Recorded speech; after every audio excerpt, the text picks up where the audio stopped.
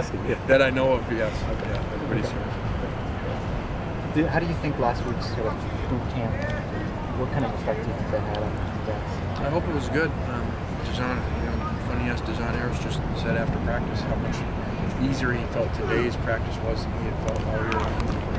Even though today's was more up-tempo practice than what we had done prior to the last 2 weeks. I think that it was good. The speed that we played at, I think the line came at the right time. I hope that we approached it the right way. Did you get a chance to look at Wes Horton out there? Yeah, I think that our D-line's ready to go for the first time this year. We'll see. And as the week continues, I think they seem to be 100%. It seems like the special teams battle, you guys are really comparable in a lot of statistics.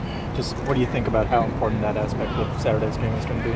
Yeah, really probably something that's overlooked in this because of the numbers that the offense put up and they made it one team in the country. But as you look at special teams, they got 4 returns for touchdowns, punt returns. People don't do that for years, like 7 games. So they're extremely explosive. There are a lot of similarities in the stats. Punt return teams are 1 and 2.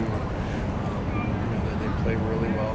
They actually do a lot schematically the same stuff we do. So it's going to be a very big part of the game. Is playing them to a draw in special teams enough in a game like this, or do you think to win the game you've got to have a clear win on special teams? No, there's no way to tell that. There's way too many variables that happen in the course of the game. Who knows which side of the ball for them or for us is going to outplay the other. And so obviously you want to win all phases of the game, but you can't say right now that we have to have a significant wins percentage where we're going to win.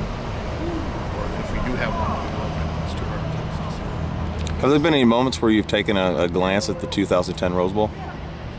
Yeah, we watched them especially on the other side of the ball because they did do a really good job of holding them down. Ohio State held Oregon down pretty good and did a good job. But once again, I think that last year's offense was really good by Oregon, but this is a whole nother level, and they play faster too. And even if you talk to coaches that played them last year compared to this year, they talk about the speed being even faster between the plays. You guys were doing a little bit of tackling out there today. What kind of thing about that? Just going back through the bye and looking at how poorly we tackle. It's been game changing. If we can tackle at all in the secondary, we're 7-0 right now. And so something that we decided to do. We didn't do it all in practice, but we did it. So we did some live tackling drills, and it was good to see. We did a little bit of that last Thursday with the DBs and Michael Murray. We incorporated all the linebackers today. Do you like what you've seen, or does it still look rusty? It's rusty, and you don't all of a sudden tackle when you have it for the most part. So it's something we've focused on, and instead of just doing drills, we did it live, basically with our second team offensive guys. So hopefully it'll pay off. Having coached on number 1 teams in the past, how big is that pressure on Oregon? That's a good question. I was thinking about it the other day. It does remind you.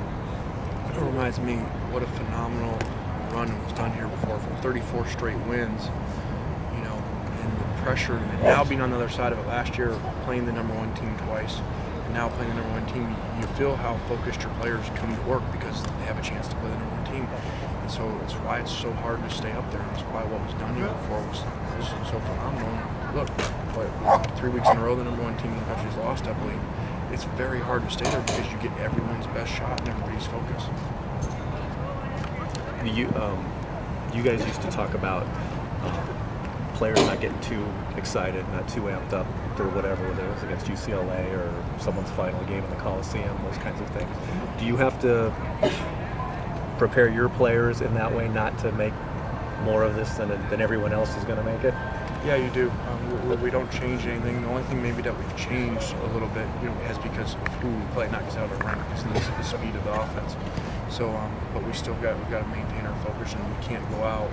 And what we saw over the years, people want us to get so excited. Here comes some late hit penalties in the first quarter, too much energy, and losing their focus. So we've got to go out and play very consistent.